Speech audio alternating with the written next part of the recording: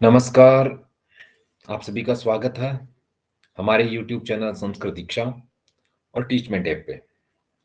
आज का विषय बड़ा ही अच्छा विषय है और आज हम अध्ययन करेंगे पाणिनीय शिक्षा। पाणिनीय शिक्षा का हम अध्ययन करेंगे, ठीक है, जो आपकी इकाई यूजीसी नेट जेआरएफ की इकाई में दी हुई है, पाणिनी पाणिनीय शिक्षा। देखिए, आपको पता है कि 6 वेदांग होते हैं, ठीक है? कौन-कौन से? शिक्षा, कल्प, व्याकरण, निरुक्त, ज्योतिष और छंद। इन वेदांगों में जो शिक्षा नामक वेदांग है, शिक्षा नामक जो वेदांग है उसको प्रथम स्थान प्राप्त हुआ है ना? तो हम पढ़ेंगे पाणिनीय शिक्षा, ठीक है? दूसरी बात मैं आपको बता देना चाहता हूं, ये जो पाणिनीय जो शिक्षा है, इस पाणिनीय शिक्षा के 2 पाठ उपलब्ध होते हैं। एक सूत्र पाठ, दूसरा श्लोक पाठ। श्लोक सूत्र पाठ और श्लोक पाठ। और इन पाठों को भी लघु और वृद्ध यानी कि 2-2 रूप प्राप्त होते हैं। सूत्र पाठ में सूत्रों की संख्या कितनी है? स्वतंत्र है, ठीक है? सूत्र पाठ में सूत्रों की संख्या कितनी है? स्वतंत्र है। और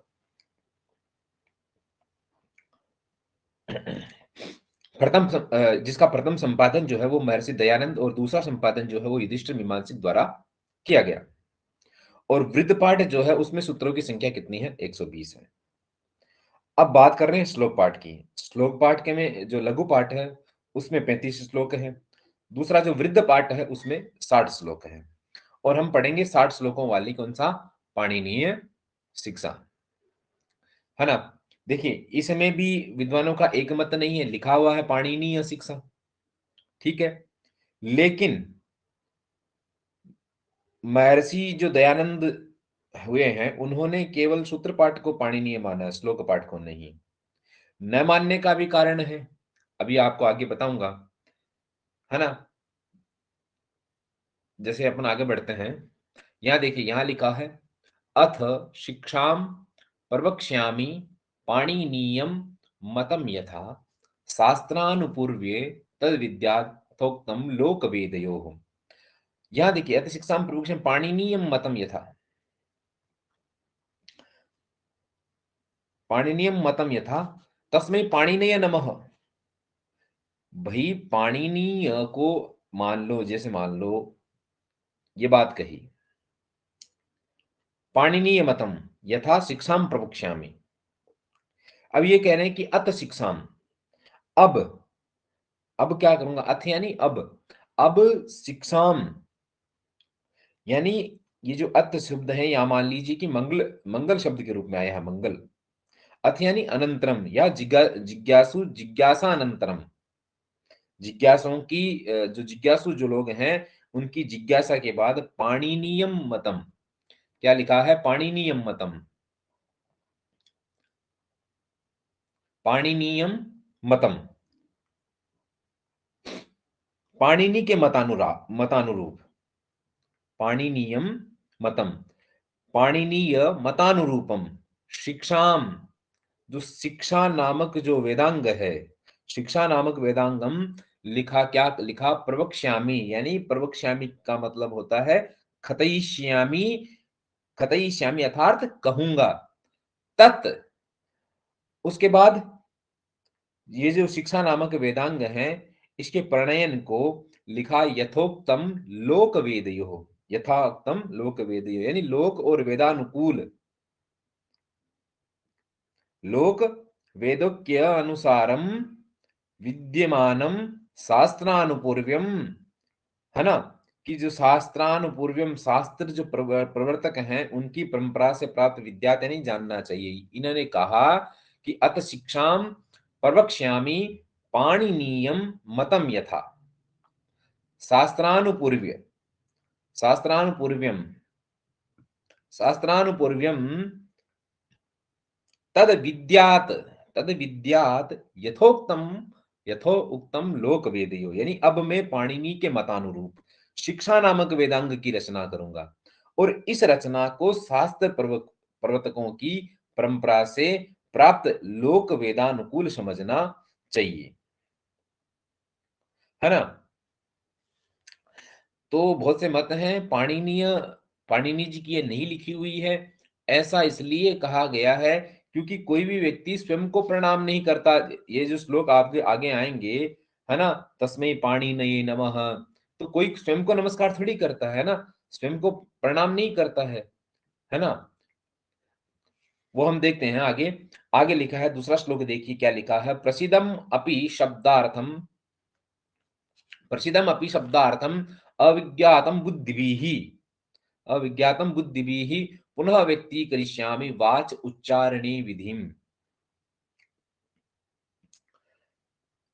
प्रसिद्धम अपि शब्दार्थम विज्ञातम बुद्धिभिः पुनः व्यक्ति करिष्यामि वाच उच्चारणे विधिम। क्या लिखा है कि प्रसिद्धम, प्रसिद्धम अपि शब्दार्थम, प्रसिद्धम अपि शब्दार्थम अविज्ञातम, अविज्ञातम अबुद्धिभिः पुनः व्यक्ति, पुनः व्यक्ति करिष्यामि वाच उच्चारणे विधिम, वाच उच्चारणे विधिम। समझना, क्या कहा कि शब्दार्थम, शब्दार्थम, शब्दार्थम मतलब शब्दोच्चारण स्थान आदिकम, शब्द उच्चारण स्थान आदि। क्या लिखा है, प्रसिद्धम, प्रसिद्धम अर्थात ज्ञात होने पर, ज्ञातम। क्या कहा, अबुद्धिभिः, अबुद्धिभिः यानी अल्पमतिभिः, अल्प बुद्धि वालों के द्वारा, अविज्ञातम, अविज्ञातम यानी न ज्ञात होने पर, न ज्ञातम इति अविज्ञातम, अपि यानी च अर्थ, यानी इत्थम शिक्षा प्रणयनम यद्यपि निष्फलम तथापि पुनः, क्या लिखा है, तथापि पुनः अर्थात भूयः, यद्यपि शिक्षा के निष्फलत्व की संभावना हो सकती है, फिर भी पुनः यानी फिर, अर्थात दृढ़ता के लिए कह रहे हैं। क्या कहे, वाचः, वाचः यानी वर्ण या भाषा के, वर्णस्य भाषायाः वा, वाचः। आगे लिखा उच्चारणे विधिम, वर्णोच्चारण आदि में उपाय भूत जो कंठ आदि स्थान है उनको व्यक्ति, क्या कहा, व्यक्ति, व्यक्ति मानी व्यक्ति करिष्यामि अर्थात व्यक्त करूंगा, व्यक्ति करिष्यामि। तो ये कह रहे हैं कि प्रसिद्धम अपि, यद्यपि विद्वानों को, यद्यपि जो कंठ आदि उच्चारण स्थानों का ज्ञान है, ज्ञान होने से, और जिसके पास बुद्धि कैसी है, कम है, यानी अल्प बुद्धि वालों को ज्ञान के अभाव से, उभयत्र जिज्ञासा भाव होने से शिक्षा प्रणयन की निष्फलता की संभावना हो सकती है। तथापि फिर भी दृढ़ता के लिए वर्णोच्चारण विधि को क्या करूंगा, व्यक्त करूंगा, व्यक्ति करिष्यामि, है ना, लिखा ना कि भाई विद्वानों को शिक्षा शास्त्र की रचना के पूर्व जो कंठ आदि उच्चारण स्थान है उन वर्णों के विधायक न होकर मात्र अनुवादक हैं, इसका ज्ञान होता है। और अल्प बुद्धि वालों को ज्ञान का अभाव होने से जिज्ञासा नहीं होती। इस स्थिति में इस ग्रंथ के प्रणयन की निष्फलता की संभावना होने पर पुनः क्या है, दृढ़ता के लिए वाणी के उच्चारण विधि की इस श्लोक में क्या की गई है, प्रतिज्ञा की गई है ना। विद्वानों को शिक्षा ग्रंथ के प्रणयन के पूर्व जो वर्णोच्चारण विषय ज्ञान है, उस विषय ज्ञान होने से जिज्ञासा नहीं होती है। और जो अल्प बुद्धि वाले हैं ना, उन अल्प बुद्धि वाले को विषय का ज्ञान न होने से जिज्ञासा नहीं होती। इसलिए जिज्ञासु के अभाव में इसकी रचना की क्या आवश्यकता है, इसी उत्कंठा के समाधान में ये लिखा गया।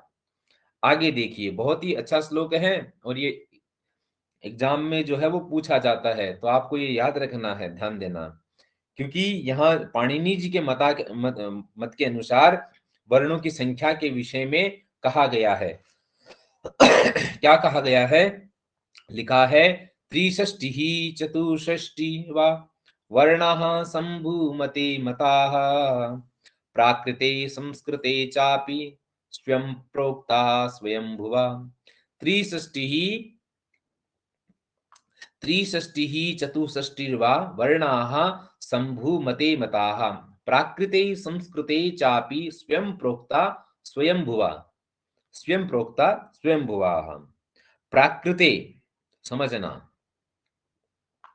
क्या कहा, प्राकृते, प्राकृते यानी सर्व मातृभाषा भूते, अर्थात मातृभाषा भूत यानी प्रकृति भूत, क्या लिखा है, संस्कृते, अर्थात संस्कृत भाषा में यानी संस्कृत भाषायाम, स्वयंभुवाः, स्वयंभुवाः क्या लिखा है, यानी ब्रह्मणा, अर्थात स्वयं यानी साक्षात, अपि वाक्यालंकारे यानी स्वयं साक्षात, अपि यानी वाक्यालंकार प्रयुक्त, अथवा भी प्रोक्ता यानी कहे गए हैं, क्या कहा गए हैं, वर्णाः यानी अकारादि जो वर्ण हैं, है ना, अकारादयो वर्णाः, क्या लिखा है, संभूमते, संभू, संभूमते कहा गया यानी शंकर मते, संभूमते अर्थात शंकर मते, शंकर के मत में, त्रिषष्टि ही, त्रिषष्टि ही, कितने, त्रिषष्टि, 63, 63, त्रिषष्टि ही, आगे लिखा है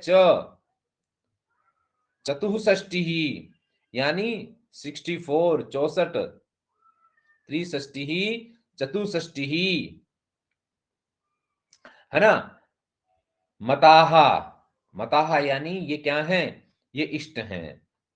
तो यहां सिंपल सी बात कही गई कि त्रिषष्टि ही चतुष्षष्टि ही, त्रिषष्टि ही चतुष्षष्टि वा वर्णाः संभुमते मताः प्राकृते संस्कृते चापि स्वयं प्रोक्ताः स्वयंभुवाः, स्वयं प्रोक्ता स्वयंभुवाः, यानी कुछ लोगों का यह मानना है कि प्राकृत शब्द जो हैं वो प्राकृत भाषा के लिए प्रयुक्त हैं, वो ठीक नहीं है। क्यों नहीं है, क्योंकि ये जो शिक्षा ग्रंथ है इसकी रचना के समय संस्कृत जो है वो व्यवहार की भाषा थी, इसीलिए प्राकृत शब्द संस्कृत के लिए है।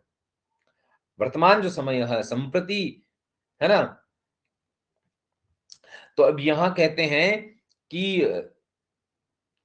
ये बात हो गई त्रिषष्टि चतुष्षष्टि वर्णाः संभूमते मताः प्राकृते संस्कृते चापि स्वयं प्रोक्ता स्वयंभुवाः, है ना। तो आपको ये ध्यान रखना है, मातृभाषा स्वरूप संस्कृत भाषा में ब्रह्म द्वारा स्वयं उच्चारित यानी 63 और 64 वर्ण शंकर जी को अभिमत हैं, शंकर जी को भी इष्ट हैं, मताहा यानी इष्ट हैं। अब कहा कि त्रिषष्टि ही चतुष्षष्टि जो है, यानी इस समय जो पाणिनि के मतानुरूप 63 और 64 वर्ण जो है वो कौन है, कौन कौन से हैं, इस विषय में कहते हैं। तो आगे देखिए क्या कहते हैं, तो लिखा है स्वराः विंशतिरेकश्च स्पर्शानाम पंचविंशतिः, ये मोस्ट है, याद रखना है आपको, स्वराः विंशतिरेकश्च स्पर्शानाम पंचविंशतिः यादयश्च स्मृता अष्टौ चत्वारश्च यमः स्मृताः, स्वराः विंशतिरेकश्च स्पर्शानां पंचविंशतिः यादयश्च स्मृता अष्टौ चत्वारश्च यमाः स्मृताः। क्या कहा, ही अर्थात कहा कि भाई यतो ही यानी क्योंकि, स्वराह, स्वराह, क्या कहा, स्वराह एक विंशति ही यानी अकारादि जो स्वर वर्णा है, अकारादयः स्वर वर्णाः अ आ ई इत्यादि जो स्वर हैं, इत्यादि क्या कहा, विंशति रेकः, विंशति रेकः अर्थात क्या कहा, 21, कितने, स्वराः विंशति एकश्च, स्वराः विंशति रेकश्च, स्वराः, समझ रहे हो ना बात को, यानी जो अ आ ई और ई इत्यादि विंशति रेकः 21, क्या लिखा है, स्पृशानाम, अर्थात पंचविंशति संख्याः, लिखा ना पंचविंशतिः, स्पृशानाम पंचविंशतिः 25, है ना, स्पर्शानाम यानी जो स्पर्श संज्ञक वर्ण हैं उनकी संख्या, स्पर्श वर्ण यानी जो क ख प्रभृति स्पर्श संज्ञक वर्णों की संख्या, है ना, पंचविंशति संख्या स्पर्शानाम, क्या लिखा, अष्टौ, क्या लिखा है, अष्टौ यानी 8, 8 क्या है, अष्टौ यादयश्च, अष्टौ या यादयश्च यानी अष्टौ यानी 8, यादय यानी कि यादय यानी य व र ल, ये जो अंतस्थ और जो स स यानी उष्म संज्ञक वर्ण जो हैं, और यमाह, यमाह यानी पंचम वर्णों के परे रहने, आदि 4 वर्णों के सदृश जो उच्चार्यमाण है, यानी कू खू गू घू, ये यम संज्ञक वर्ण चत्वारः यानी 4 स्मृताः अर्थात कहे गए हैं। तो क्या कहा कि स्वर कितने हैं? 21 हैं, और स्पर्श संज्ञक वर्ण जो हैं, स्पर्शानाम पंचविंशति, स्पर्श संज्ञक वर्ण जो हैं वो कितने हैं? तो वो 25 हैं भाई साहब। कितने हैं? 25 हैं। और जो अंतस्थ वर्ण हैं यानी य व र ल श श इत्यादि जो 8, जो वो क्या है? अंतस्थ वर्ण। और खू गु और घू, ये 4 क्या कहे गए हैं? ये 4 यम कहे गए हैं। चत्वारश्च यमा स्मृताः, तो ये आपको ध्यान रखना है ना? तो स्वर कितने हैं? 21 हैं, और स्पर्श संज्ञक वर्ण कितने हैं? 25 हैं। और ये व र ल स श और श और है, ये 8 हैं। और कू खू गू और घू, ये 4 यम कहे गए हैं, है ना? याद यह आदि ही, ये अवान्ते याद यह, उनको यम कहे गए हैं। और यम क्या है? संयुक्त वर्णों का उच्चारण वैशिष्ट्य है ना? सिद्धांत कौमुदी में इसका प्रतिपादन जो है बहुत ही सुंदर शब्दों में किया गया है। तो हमें यहाँ केवल इसका अध्ययन करना है। आगे लिखा है कि तो यहां देखिए, ये बात हो गई। तो कहा कि यद्यपि भैया कि पंचम वर्णों के परे रहने पर आदि 4 वर्णों के समान उच्चार्यमान वर्णों के वर्ग क्रमानुसार यमों की संख्या 20 होनी चाहिए। तो शिक्षा में यमों की संख्या 4 कैसे? तो इसका समाधान यह है कि वर्गस्थ वर्णों का प्रयत्न समानाधिकरण और नासिका स्थान जन्यत्व रूप धर्म का आश्रय लेकर 4 संख्या कही गई। प्रतिसाख्यों में इसके विषय में अत्यंत सुंदर जो विवेचन है वो किया गया है। अब हम आगे श्लोक की बात कर रहे हैं। लिखा है अनुस्वारो विसर्गश्च, ये इसको ऐसे लिखो, ये है ना?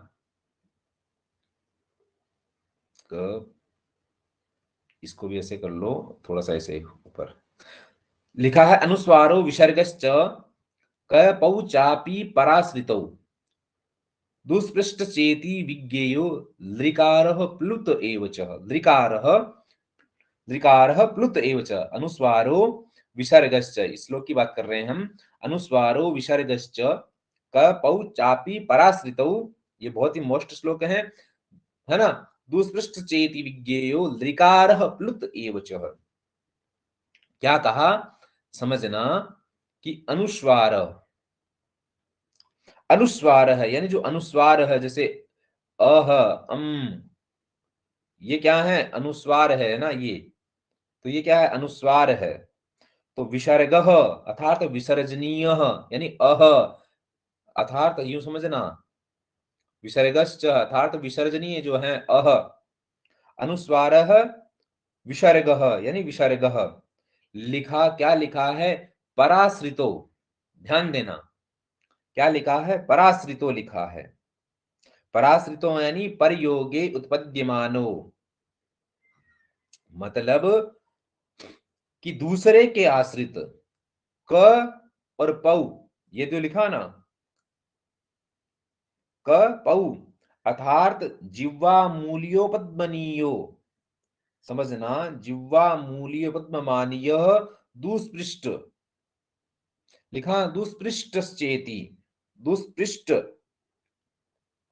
अर्थात स्वरयोः मध्ये विद्यमानो डकार स्थानिको लकारः एतावन्तो वर्णा त्रिषष्टिः, त्रिषष्टिः विज्ञेयो, विज्ञेयः अर्थात कथितः, लेकिन किंतु केषाञ्चिन् मते प्लुत लकारोऽपि पृथक् वर्णत्वेन चतुष्षष्टि वर्णाः विज्ञेयः अर्थात बोध्यः। कि यहां समझना, अनुस्वारो विसर्गश्च चापि प्राश्रितो दुष्पृश्चेति विज्ञेयो लृकारः प्लुत्व एव च। अनुस्वार विसर्ग, अनुस्वार विसर्ग और जिह्वामूलीय उपदमानीय दुष्पृष्ठ को लेकर के 63 को लेकर के कितने 63 और प्लुत जो लिकार है उसको मान करके 64 वर्ण जानना चाहिए, है ना। आगे बढ़ते हैं। तो यहां आप समझना, तो स्वर आपको समझ में आ गए होंगे, जो आ ई ऊ, ये क्या है, स्वर हैं। ठीक है, आगे हम बात करेंगे। ये जो श्लोक देखिए, ये यहां लिखा है, आत्मा बुद्ध्या समित्यर्थान मनोयुक्ते विवक्षया मनः कायाग्निमाहंति सह प्रेरयति मारुतम। अब यहां वर्णों की जो उत्पत्ति है और वर्णों का जो विभाग है उसका प्रतिपादन कर रहे हैं। क्या लिखा है, आत्मा बुद्ध्या समित्यार्थान मनोयुक्ते विवक्षया मनः कायाग्निमाहंति स प्रेरयति मारुतम। आत्मा, क्या लिखा है, आत्मा यानी आत्मा या आत्म तत्वम संस्कार रूपेण, क्या लिखा है, अर्थान, क्या लिखा है, अर्थान अर्थात स्वनिष्ठ घटपटादि पदार्थान, यानी भाई जो आत्मा है उस आत्मा अर्थान यानी वासना रूप में स्थित जो घट पट आदि जो पदार्थ हैं उनको लिखा है बुद्धिया अर्थात बुद्धि से, समित्य, क्या लिखा है, समित्य अर्थात संकलन कर, विवक्षया, विवक्षया अर्थात कहा, क्या कहा, विवक्षया, विवक्षा यानी वक्तुम इच्छया, अरे भाई कहने की इच्छा से, मनः अर्थात जो मन है उसको, मन को, युक्ते अर्थात लगाता है ना, युक्ते अर्थात लगाता है, युक्तम करोति, मनः अर्थात स्वांतम, फिर कहा कायाग्निम, क्या लिखा है, कायाग्निम यानी जठराग्निम, कायाग्निम अर्थात जठराग्नि को, आहंती, आहंती यानी आहत करता है या अभिहंती, सह, सह अर्थात वह, अर्थात कायाग्नि की बात कर रहे हैं, मारुतम, क्या कहा, मारुतम अर्थात जो प्राण वायु है उसको क्या कहा गया है, मारुत कहा गया है, उस प्राण वायु को प्रेरयति अर्थात प्रेरित करता है।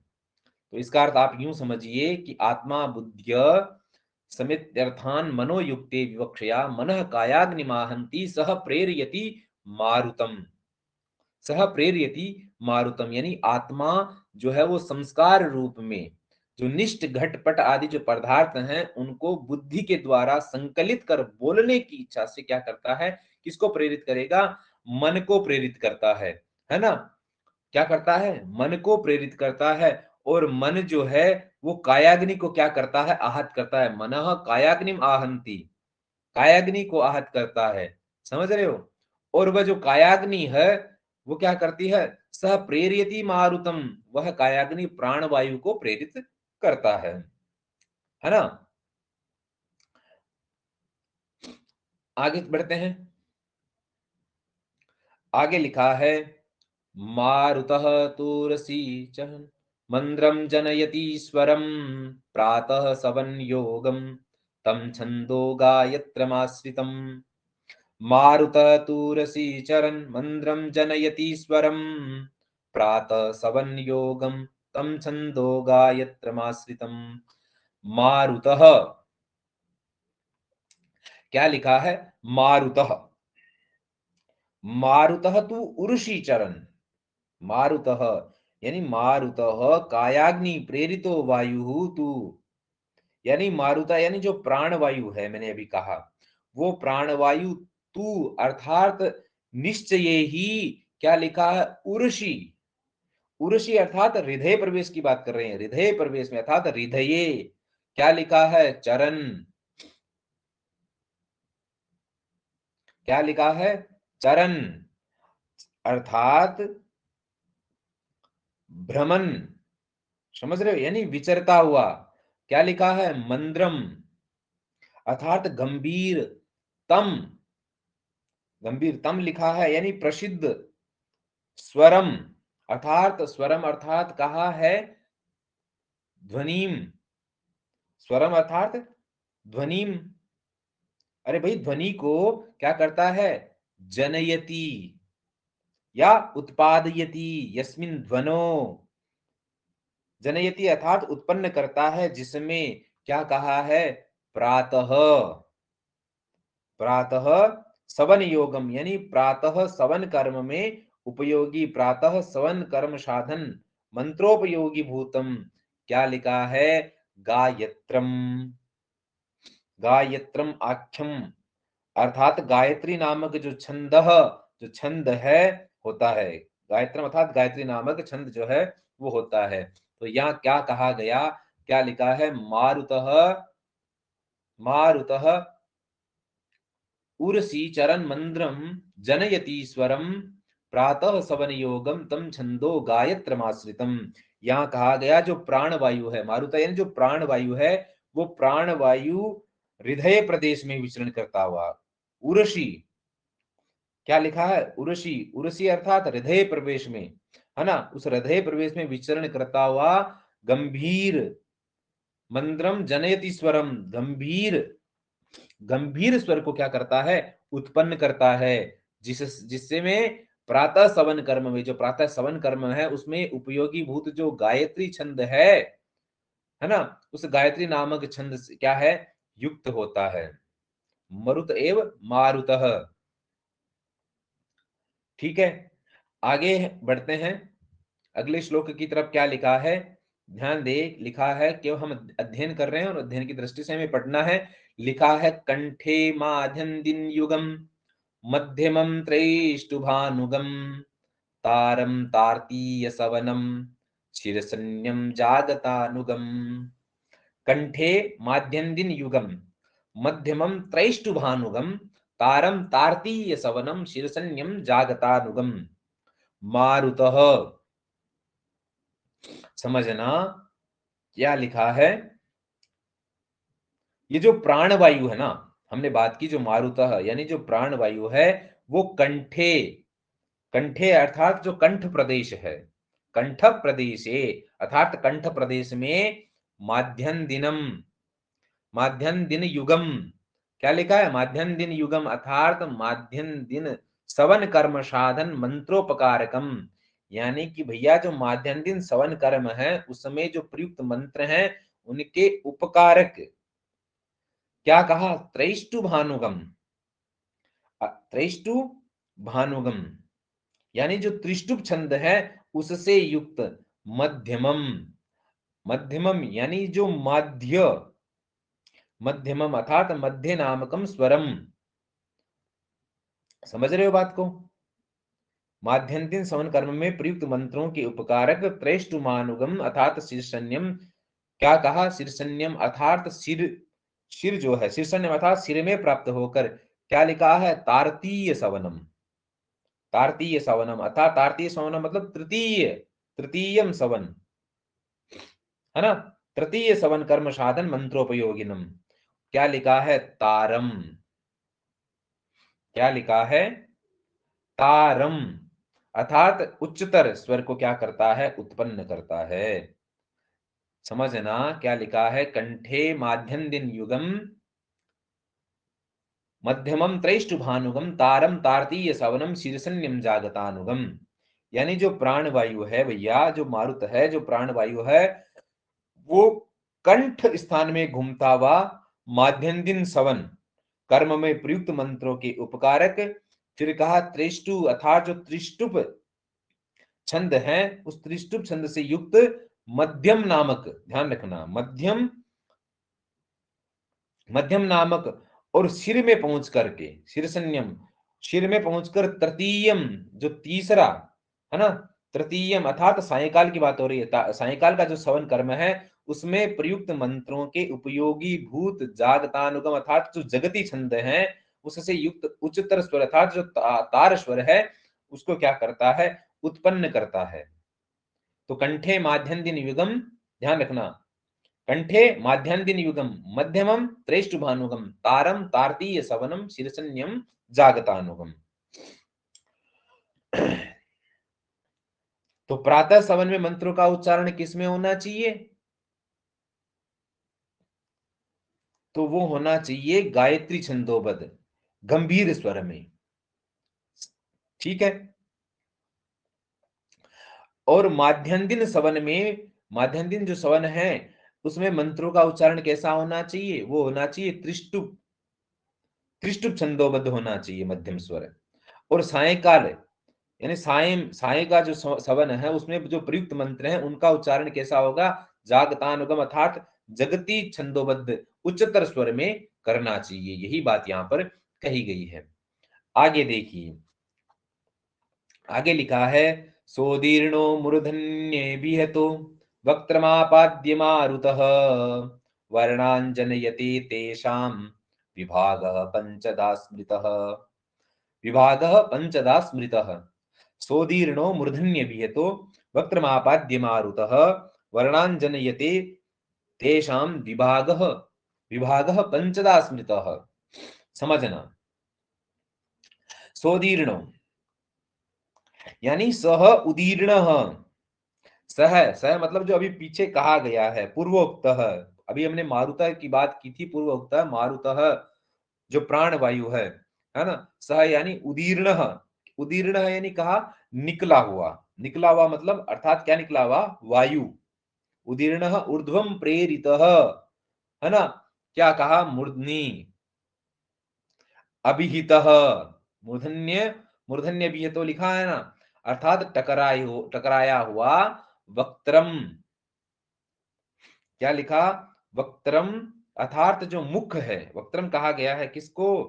मुख को कहा गया है, मुख को प्राप्त करके, मुख को आपाद्य, आपाद्य मानी प्राप्त करके, प्राप्य, है ना। वर्णान, क्या लिखा है? वर्णान यानी अकार आदि जो वर्ण है, अकार आदि वर्णान, उन वर्णों को जनयते, जनयते यानी उत्पन्न करना, उत्पन्न करता है, या उत्पादयति जनयते, है ना, उत्पन्न करता है। तेषाम यानी उन वर्णों के पंचधा, क्या कहा? पंचधा यानी पांच प्रकार के, पांच प्रकार के विभाग, है ना। पंच प्रकारेण विभाग अर्थात भेद। फिर कहा स्मृतः, स्मृतः मानी कहे गए हैं।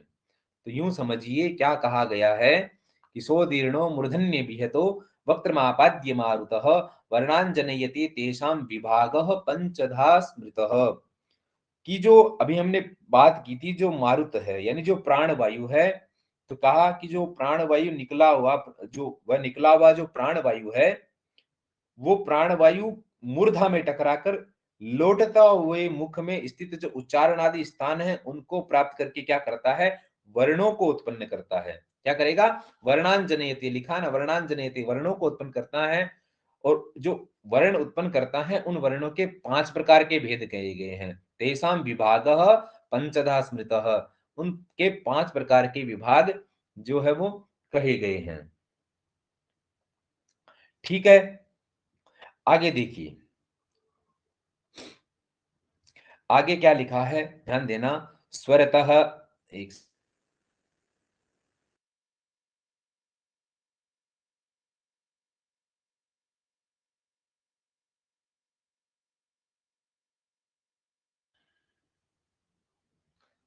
एक निमेश, क्या फोन, क्या लिखा है? स्वरतः कालतः स्थानात् प्रयत्नानुप्रदानतः, स्वरतः कालतः स्थानात् प्रयत्नानुप्रदानतः इति वर्णविद प्राहु निपुणं तन्निबोधत्।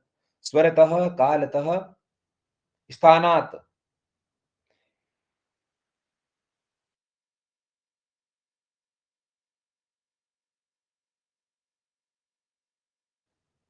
स्वरतः कालतः स्थानात् प्रयत्नानुप्रदानतः इति वर्णविदः प्राहु निपुणं तन्निबोधत्, यानी तान वर्णान, एक सेकेंड, स्वरतः यानी तान वर्णान, उन वर्णों को, उन वर्णों को वर्णविदः, वर्णविदः, वर्णविदः यानी वर्ण वेतारः, यानी वर्ण वेता, उन वर्णों के वेता, वर्ण वेता जो हैं, वर्णविदः, वर्ण वेता, क्या कहा, स्वरतः, समझना, स्वरतः अर्थात स्वर से, फिर कहा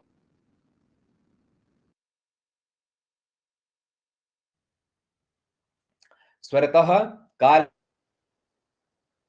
स्थान, कालतः यानी उच्चारण काल, और स्थानात यानी उच्चारण काल, स्थानात यानी तालवादी जो उच्चारण स्थान है, प्रयत्न, क्या लिखा है, प्रयत्न, और अनुप्रदानतः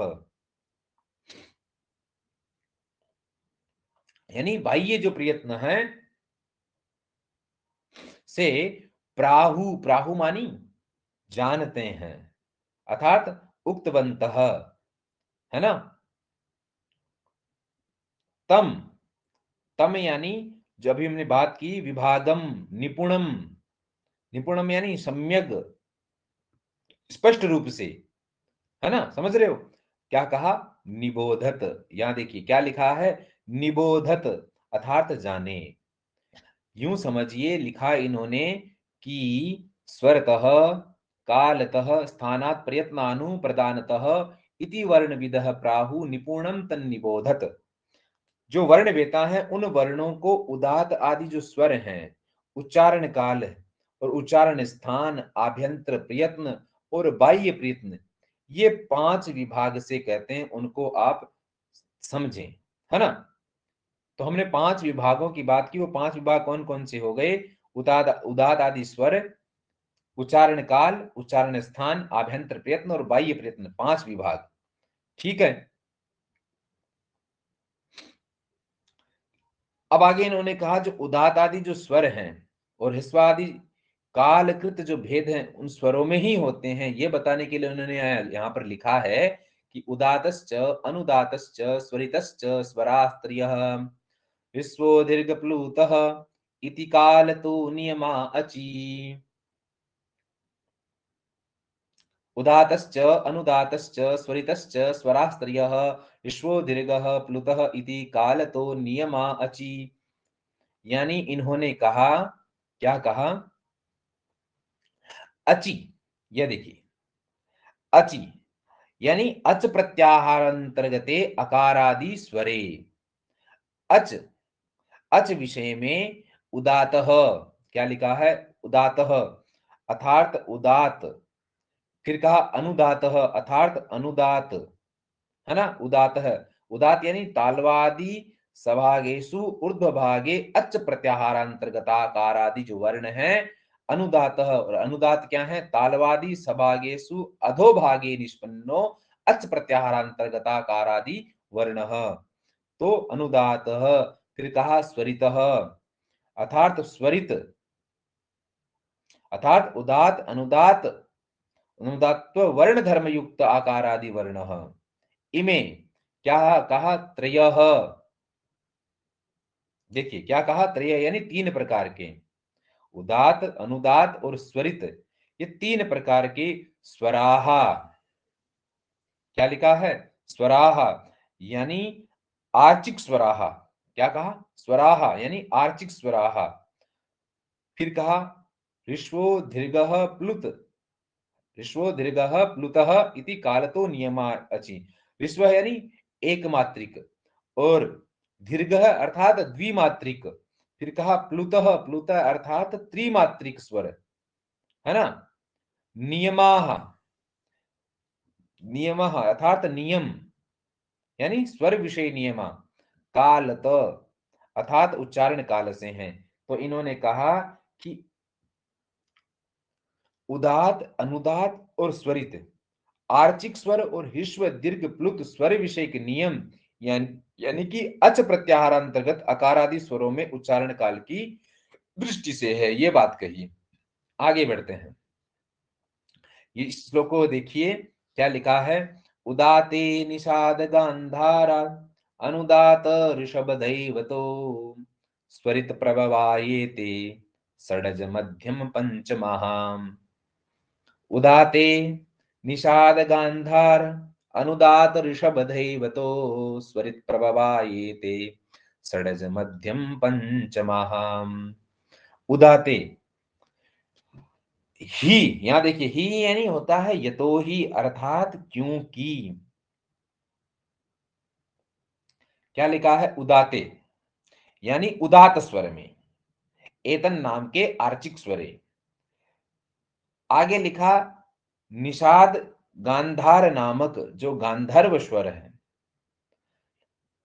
ऋषभ दैवतो, ऋषभ दैवतो, ऋषभ और दैवत, ऋषभ और दैवत। अनुदात, अनुदाते अर्थात अनुदात में क्या होते हैं? अनुदात में क्या होते हैं? अंतःभूत होते हैं। अंतर्भवतः, किसमें अंतर्भवतः? अनुदाते अंतर्भवतः, है ना। एते, एते अर्थात इमे, ये जो षडज मध्यम पंचमाहा, है ना, षडज मध्यम पंचमाहा, षडजादि संज्ञ का त्रयस्वराः स्वरित प्रभवाः स्वरितजन्याः बोध्यः। यानी कि ये षडज मध्यम पंचमाहा यानी षडज मध्यम और पंचन, पंच नामक जो गांधर्व स्वर स्वरित प्रभावाः, क्या लिखा है? स्वरित प्रभवा अर्थात स्वरित से उत्पन्न कहे गए हैं। यानी कहने का मतलब इनका यह है कि सामवेद और गांधर्व शास्त्र में प्रसिद्ध जो निषाद, निषाद गांधार स्वर यानी उदात में, और ऋषभ और दैवत स्वर जो हैं वो किसमें होंगे? अनुदात में। फिर षडज मध्यम और पंचम स्वर ये क्या होते हैं? ये स्वरित प्रभावाः यानी स्वरित स्वर में क्या होते हैं? अंतःभूत होते हैं। समझ गए बात को? तो यहाँ यही कहा गया है कि यहाँ पूछा गया कि गांधर स्वराः कुत्रांतर भवति, तो इसी के उत्तर में ये कहा गया कि उदाते निषाद गांधार अनुदात ऋषभदैवतो स्वरित प्रभायते षडज मध्यम पंचमाः। क्लियर है? आगे देखिए, अब यहां कहें कि यहां प्रश्न ये खड़ा होता है कि संप्रति कति स्थानानानि, तो कहा अष्टौ स्थानानानि। कौन से? लिखा अष्टौ स्थानानि वर्णानाम उरः कंठ शिरस्तथा जिह्वामूलं च दन्ताश्च नासिकौ औस्थौ च तालु च।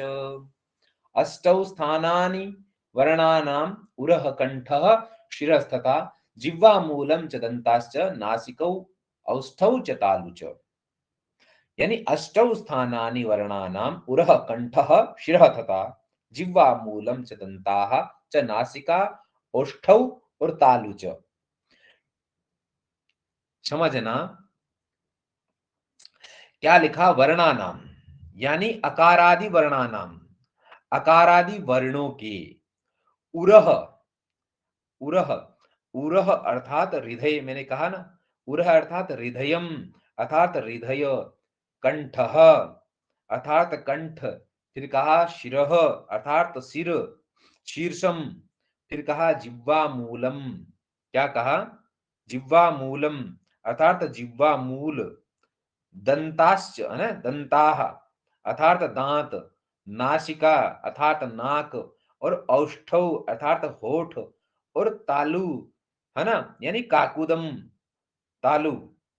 अष्टौ यानी ये क्या है? आठ, अष्टौ अर्थात आठ, स्थानानि, आठ क्या है? स्थानानि अर्थात उच्चारण स्थान है।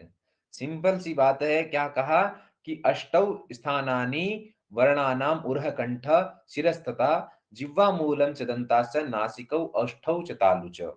यानी अकारादि जो वर्ण हैं उनके उर यानी हृदय, कंठ, सिर, जिह्वामूल, दांत, नाक और तालु, ये आठ क्या है? ये आठ उच्चारण स्थान है। ये आठ क्या है? उच्चारण स्थान है। क्लियर है ना? ये क्या है? आठ क्या है? उच्चारण स्थान है। कंठ,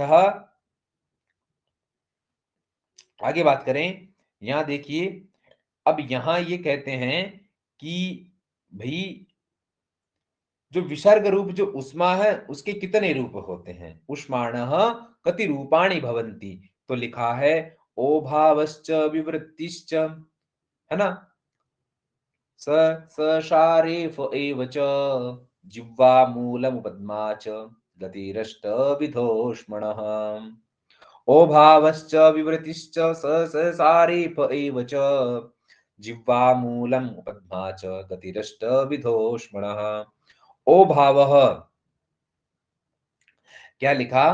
ओभावः अर्थात ओकारे परिवर्तनम, यानी ओकार में बदलना।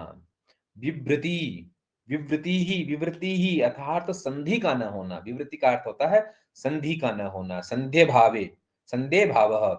फिर कहा ये तीनों जो सय हैं, है ना, सकार शकार सकारेषु परिवर्तनम, है ना, सकार सकार और सकार में परिवर्तन होना, रेफ अर्थात रकार। फिर कहा एवच, क्या कहा? एवच अर्थात अपिच, रकार और जिह्वा मूलम, ध्यान देना क्या कहा? जिह्वा मूलम अर्थात जिह्वा मूल, जिह्वा मूलीय स्वरूपा वाप्ति ही, क्या? उपद्मा, उपद्मा यानी उपद्मानीय, है ना, उपद्मानीय। ये उष्मणः, उष्मणः अर्थात विसर्ग के अष्टविधा, क्या लिखा है? अष्टविधा, 8 प्रकार के गति ही यानी मार्ग हैं। समझ रहे हो बात को? क्या कहा कि ओभावश्च विवृतिश्च, यानी कि ओभाव संधे भाव, सकार और सकार और सकार, रेफ, जिह्वामूल, उपद्मानीय, ये विसर्ग के 8 स्वरूप उपलब्ध होते हैं। विसर्ग के 8 स्वरूप उपलब्ध होते हैं, है ना। यानी विसर्ग की उष्म संज्ञा, उष्म संज्ञक वर्णों में पाठ होने से तत्ते होने के कारण लक्षणा के द्वारा जाननी चाहिए, मनचाहा क्रोशंती की तरह, है ना। अब यहां कहा कि गुण संधि में भी ओभाव और उष्मारूप विसर्ग भी क्या होता है? ओभाव होता है। तो दोनों की पहचान कैसे? तो इसके समाधान में यहां लिखा, क्या लिखा है? यद्यो भाव प्रसंधानम उकारादि परम, एक सेकेंड, यद्यो भाव प्रसंधानम उकारादि परम पदम स्वरांतम तादृशम विद्यात् यदन्यद्व्यक्तम ऊष्मणः। क्या लिखा? श्लोक को देखिए क्या लिखा है कि यदि, यहां लिखा यदि, यत्र यानी संभावनायाम, यस्मिन पदे, संभावना अर्थ में, यानी जिस पद में उकारादि परम, क्या लिखा है? उकारादि परम, उकार आदि में है जिसके ऐसे शब्द के उत्तर में रहने पर, यानी उस स्थान पर, उकारादि परम, उकार आदि यश्य तादृशम परम, क्या लिखा है? पदम यानी शब्द, अर्थात तस्मिन स्थाने, उस स्थान पर, यदि, उस स्थान पर यदि, यदि यानी ओभाव प्रसंधानम, यह लिखा ना, ओभाव, ओभाव प्रसंधानम अर्थात ओकार की उपस्थिति हो तो, ओकार, ओकार की उपस्थिति हो तो, तादृशम, क्या लिखा है? तादृशम यानी उस प्रकार के ओभाव को स्वरांतम, क्या लिखा है? स्वरांतम यानी स्वर के स्थान वाला, स्वर स्थानिकम, विद्यात, विद्यात अर्थात जानियात, जानना चाहिए, अन्यद यद, क्या लिखा? अन्यद यदि, दूसरा जो ओभाव, उसे क्या करना चाहिए? उष्मणः, विसर्ग का व्यक्तम अर्थात कहा गया है।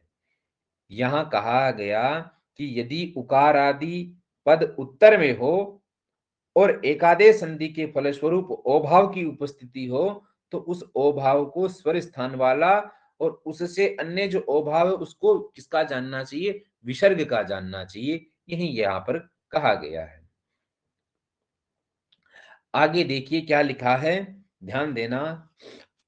आगे लिखा है, यानी यहां कहा गया कि जो माहेश्वर सूत्र हैं, उन माहेश्वर सूत्रों में उक्त जो कहे गए हैं हकार द्वय के उच्चारण में क्या अंतर है, दो प्रकार के जो हकार हैं उनके उच्चारण में क्या अंतर है, इसके उत्तर में यहां पर लिखा है, यानी कि माहेश्वर सूत्रे उक्तयो हकारयो उच्चारणे को भेद, है ना, इति प्रश्ने समाधत्ति, उसी प्रश्न का उत्तर देते हैं यहाँ लिखा है, क्या लिखा है, ध्यान दें, क्या लिखा है, हकारम पंचमय युक्त, हकार हकारम पंचमय युक्तम अंतः स्थाभिश्च संयुतम् उरस्ये तं विजानीयात् कंठमाहुरसंयुतम् हकारं पंचमयुक्तम् अन्तःस्थाभिश्च संयुतम्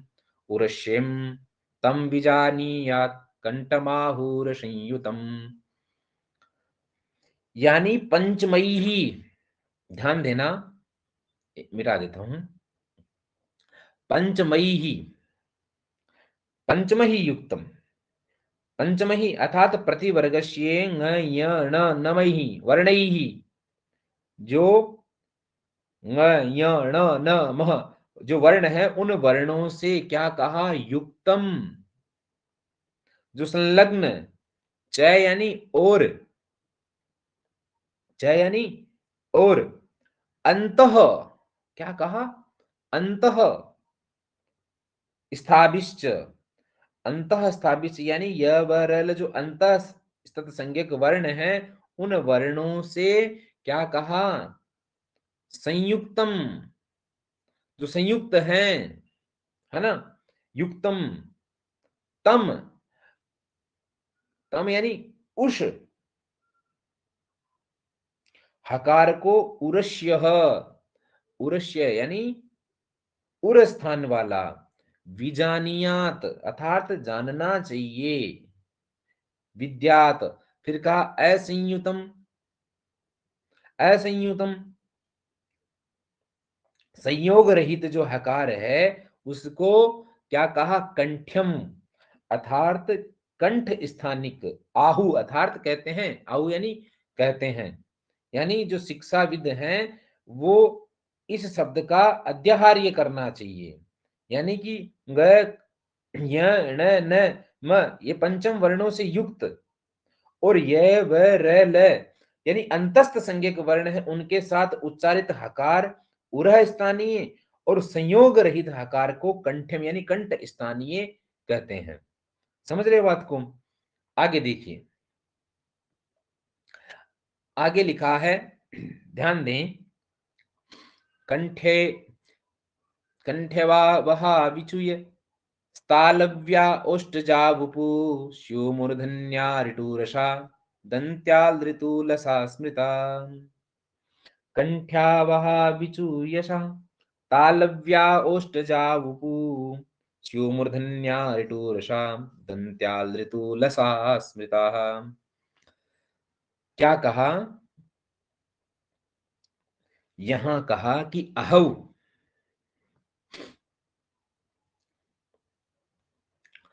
अहो यानी जो अकार और हकार, अ और है, अ और है, भैया जो अ है और है,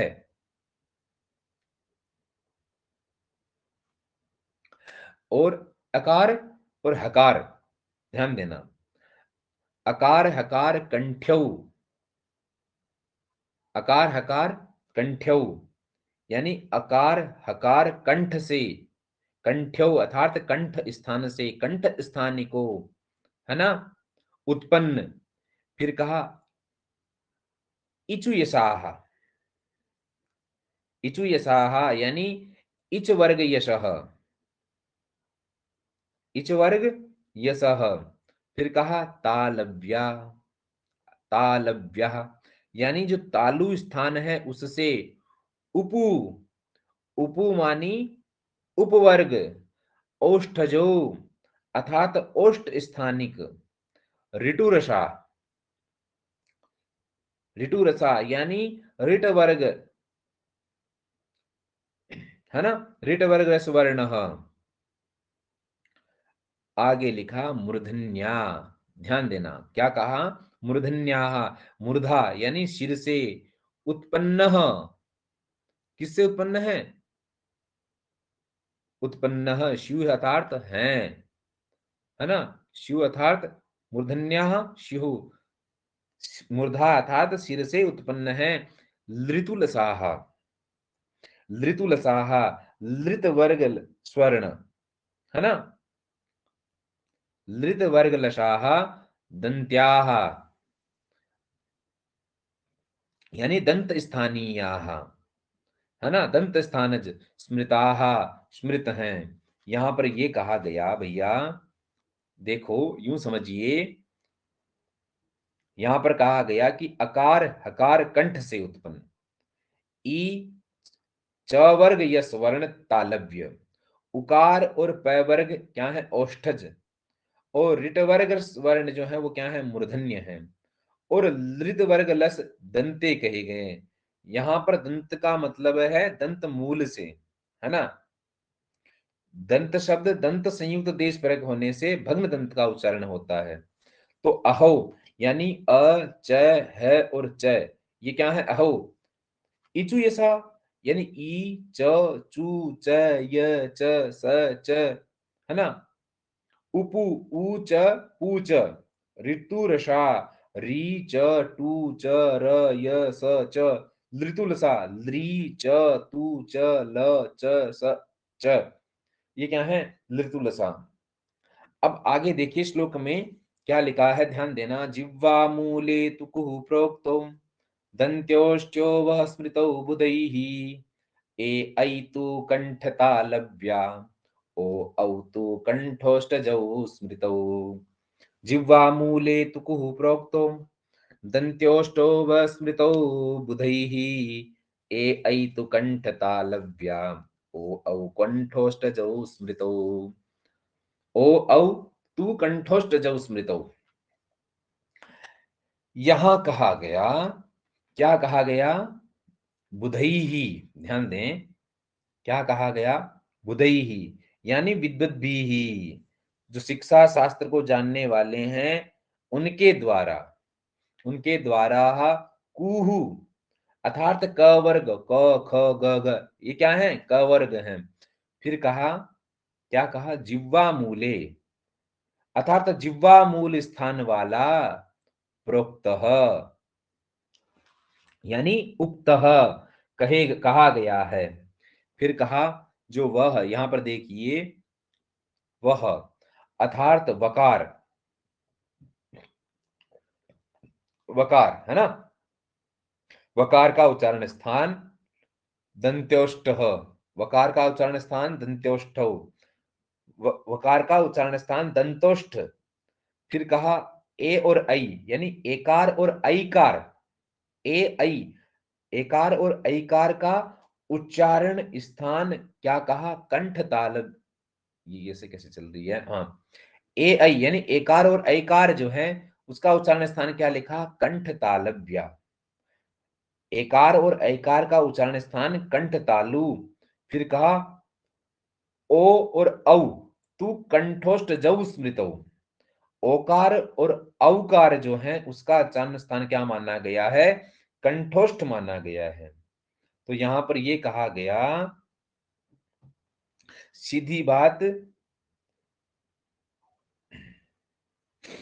कि ए और ऐ यानी जो विद्वान हैं उन विद्वानों ने कु अर्थात जो क वर्ग है, कु का मतलब जो क वर्ग है, क ख ग, तो इनका जिह्वा मूल क्या माना है? इनका जिह्वा मूल माना है।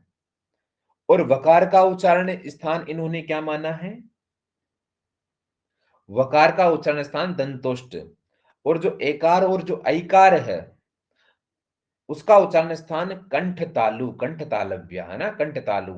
और ओ और जो औ है उसका उच्चारण स्थान इन्होंने माना है कंठोष्ठ माना है ना? आगे बढ़ते हैं। आगे यहां पर लिखा है, ध्यान देना, क्या लिखा है? ध्यान देना। अर्धमात्रा तु कंठ्या स्याद एकारेकारयोर भवेत्, ओकारोकारयोर मात्रा तयो विवृत संवृतम। इस श्लोकों को देखिए क्या लिखा है।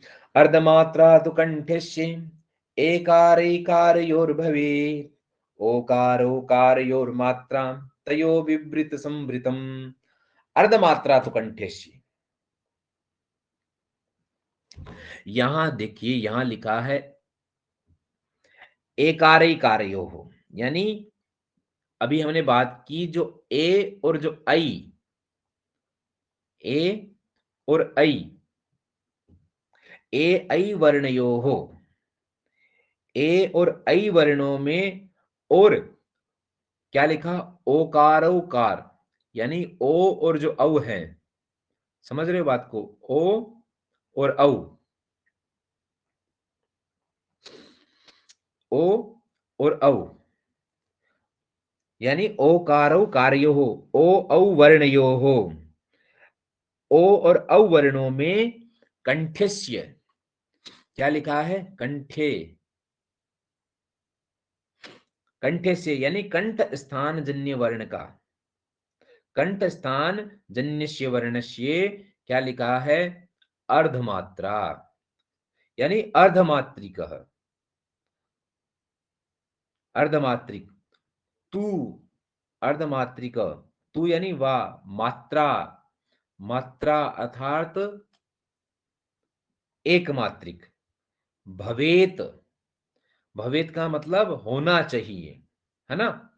तयोहो, क्या लिखा है, तयोहो, ए ऐ ओ और औ वर्णों के अर्थात पूर्व भाग में स्थित वर्ण को संवृतम, अर्थात संवृत प्रयत्न से उत्पन्न, संवृत प्रयत्न जन्यत्वम, है ना, उत्तर भाग में स्थित वर्ण को विवृतम, विवृतम अर्थात विवृत प्रयत्न से उत्पन्न, अर्थात जानना चाहिए। इन्होंने यहां ये कहा, क्या कहा कि एकार और ऐकार वर्णों में कर्मशः अर्धमात्रिक अ और अर्धमात्रिक ई, ओ और औ वर्णों में कर्मशः अर्धमात्रिक अवर्ण एवं अर्धमात्रिक उवर्ण अथवा कर्मशः एकमात्रिक अवर्ण या ई वर्ण, अवर्ण और उवर्ण होना चाहिए। और पूर्व भाग में स्थित अवर्ण का संवृतम और उत्तर भाग में स्थित ई वर्ण एवं उवर्ण का विवृत्व, विवृतत्व जो है वो जानना चाहिए। तो आप ये याद रखिए, अर्धमात्रा तु कंठ्या स्यात् एकारे, एकार ऐकारयोर भवेत् ओकारो ओ ओकारो औकारयोर मात्रा तयो विवृत संवृतम। आगे देखिए श्लोक लिखा है, संवृतम मात्रिकम गेयम विवृतम तु द्विमात्रिकम घोषा वा संवृताः सर्वे अघोषा विवृताः स्मृताः।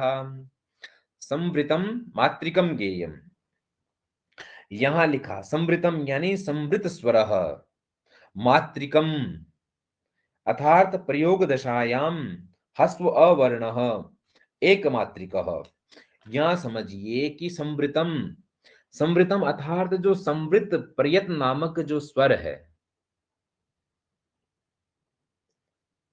संवृतम यानी संवृत प्रयत्न नामक जो स्वर है वो क्या कहा, मात्रिकम यानी एक मात्रिक।